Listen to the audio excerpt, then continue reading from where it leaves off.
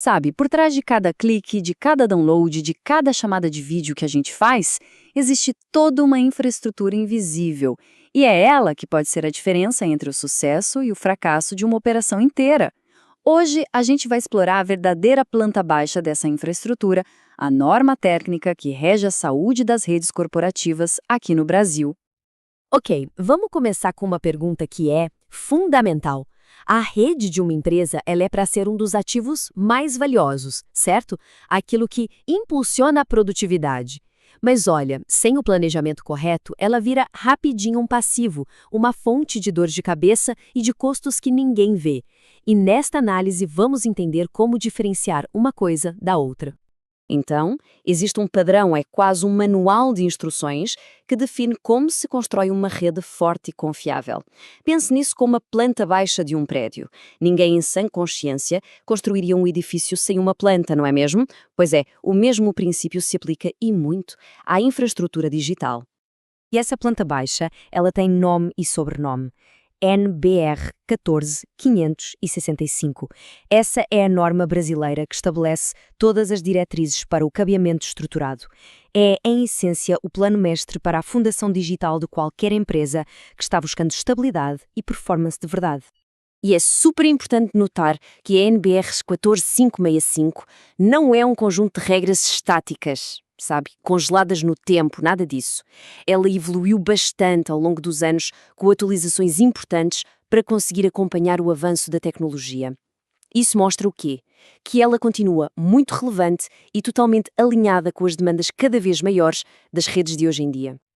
Então, beleza, o que exatamente essa planta baixa exige? O que faz ela ser tão eficaz? Vamos agora detalhar os componentes centrais que formam, digamos, a espinha dorsal de uma rede que segue os conformes. A norma se apoia em 4 pilares. Primeiro, um projeto inteligente, que já planeja o que é preciso hoje e o que pode vir a ser preciso no futuro.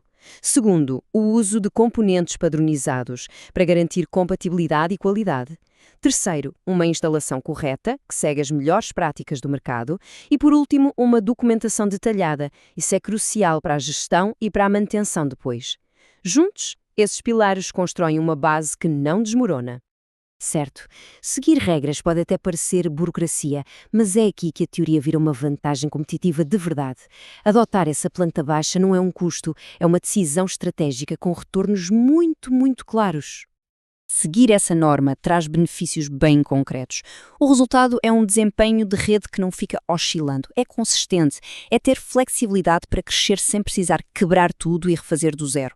A manutenção fica muito mais simples, o que significa menos tempo com a rede parada. E, claro, mais segurança e uma gestão que se antecipa aos problemas, em vez de só ficar apagando incêndio. No fim do dia, o que se ganha é eficiência operacional. Agora, vamos olhar o outro lado da moeda. O que acontece quando essa planta baixa é simplesmente ignorada? O improviso na infraestrutura de rede não é só uma má prática, é uma aposta de altíssimo risco com consequências que podem ser bem graves. Essa citação da fonte é muito direta, muito poderosa. Suicídio operacional. É uma afirmação forte, né? Mas é forte porque os riscos são reais. Uma rede instável pode paralisar uma empresa inteira e muitas vezes a causa do problema está lá, escondida nos cabos, nas conexões. E aqui está um número que comprova isso. Presta atenção.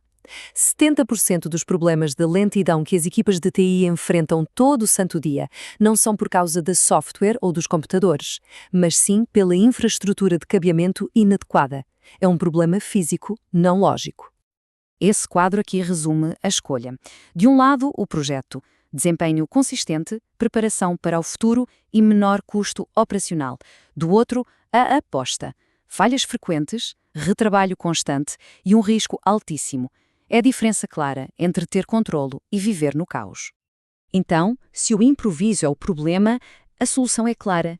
O caminho para uma rede confiável não é nenhum segredo. Ele passa pela engenharia profissional, pela aplicação inteligente da norma.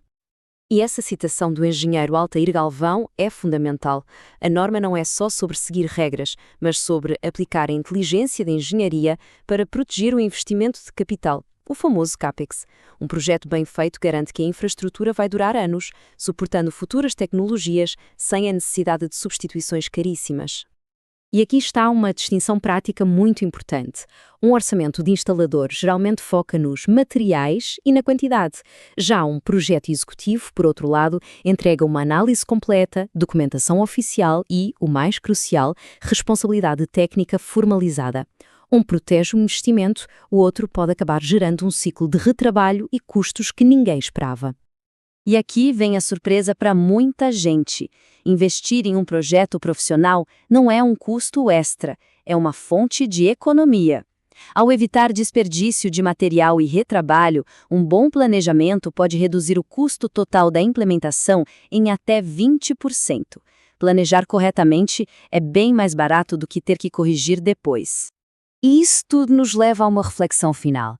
No fim das contas, quando algo falha, de quem é a responsabilidade técnica pela infraestrutura de rede? A existência de um projeto profissional com essa responsabilidade formalizada é o que separa uma rede gerenciada como um ativo estratégico de uma que foi simplesmente deixada ao acaso. É uma pergunta que, sem dúvida, vale a pena fazer.